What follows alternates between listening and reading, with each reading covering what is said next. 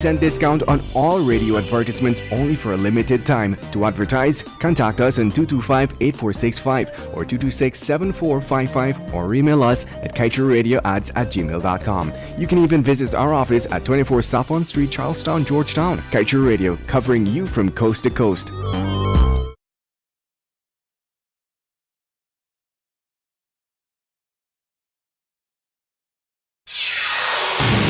This is the news on top of the hour. Live from our studio in Georgetown. Kaieteur Radio, 99.1 FM.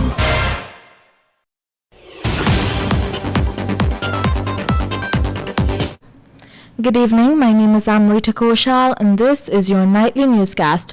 Without further ado, let's get to the news in detail.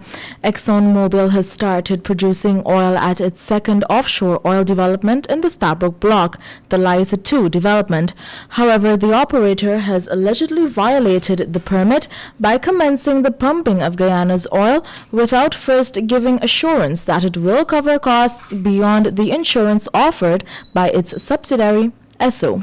This is according to former head of the Environmental Protection Agency, Dr. Vincent Adams.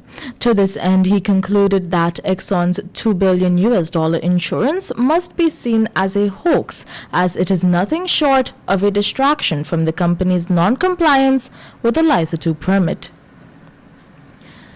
And in other stories, apart from submitting to the National Assembly questions and motions on oil and gas issues that need to be addressed, there is another mechanism the political opposition, the APNU-AFC, has at its disposal to ensure scrutiny of the government's decisions and policies.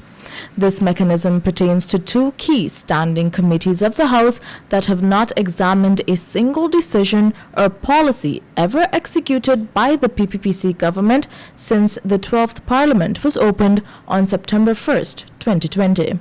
Sherwin Holder, PNCR's chairman and vice chair of the Parliamentary Sectoral Committee on Economic Services, was keen to note that efforts have been made to push for more meetings to scrutinize the oil sector, but the opposition is essentially being stonewalled.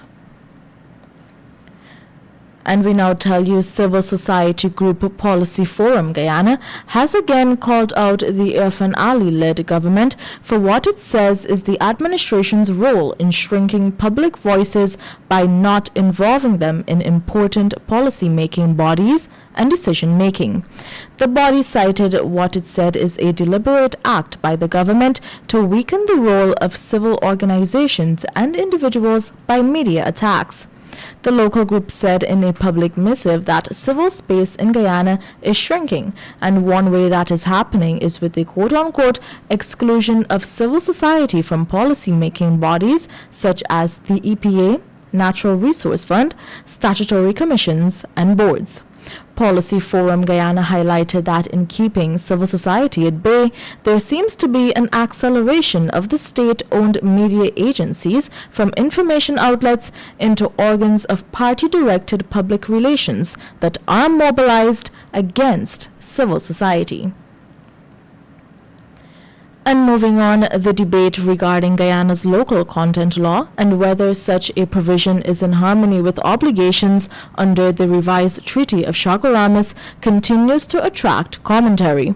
Approximately 8 days ago, attorney at law and PPPC parliamentarian Sanjeev Dattadin noted that Guyana can choose to opt out of treaty obligations that would allow for a hostile and uncontrollable takeover of the country's booming oil sector, particularly by Trinidadians. But upon noting these statements, advisor on borders and former foreign secretary Carl Greenwich stated that he outrightly disagrees with Dattadin's perspective whether the local content legislation is consistent with Guyana's obligations under the CARICOM single market and economy. Greenwich said one must understand that Guyana would be playing with danger if Dattadin's opt-out arguments are further perpetuated, believed, and worst yet, acted on by the government. And we now tell you ExxonMobil's fourth project, the Yellowtail development, can result in permanent damage to the environment in which marine species dwell, which can cause them to migrate from Guyana's waters. This is highlighted in the environmental impact assessment prepared by Exxon's consultant, the Environmental Resources Management. According to the document, the project may result in permanent loss of benthic habitat offshore, stemming from the installation of equipment, among others, to support the company's operations. Benthic habitat refers to the ecosystem or place of dwelling for species on the seafloor or at the bottom of a body of water. In Guyana, our most popular benthic creatures are shrimp and crab. Other crustaceans and seaweeds that are valuable to the food chain may also be permanently disrupted. And in other stories, we now tell you 5 fishermen returning from sea on Saturday were robbed at gunpoint by 2 bandits while offloading their boat at Good Fortune on the west bank of Demerara. The men ages 61, 59, 55, 47, and 44 told Region 3 police that they were robbed during the wee hours of Saturday. They recalled that as they were offloading their boat, 2 men armed with a gun and a knife approached them and stuck them up. The bandits relieved them of $303,000 in cash and 2 cell phones before making their escape. According to investigators, the suspects are known perpetrators. Investigations are ongoing. And finally, 2 brothers who reside at D Field, Sophia, Greater Georgetown, are now living in fear after near-death encounters with a bully in their community. One of them, 20-year-old Mwanza Clark, was on Wednesday afternoon almost shot to the head at close range by the bully identified only as Omari. Clark managed to relieve his attacker of his gun and gave him a sound thrashing after he was attacked during the late afternoon hours while riding home from work on his bicycle. Anthony said that his brother recalled that as he was riding, he heard someone say, "Do not move." Clark reportedly stopped, but when he turned around, he saw the bully standing with a gun.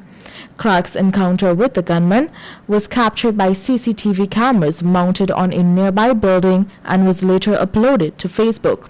It was then reported that he had sprinted to the Turkine police station where he lodged the weapon and made a report. Omari, the bully, was later arrested by police ranks and taken into custody. The time has now moved on to 19 hours 8, and with that we've come to the end of your nightly newscast. My name is Amrita Koshal and you're listening to Kaieteur Radio.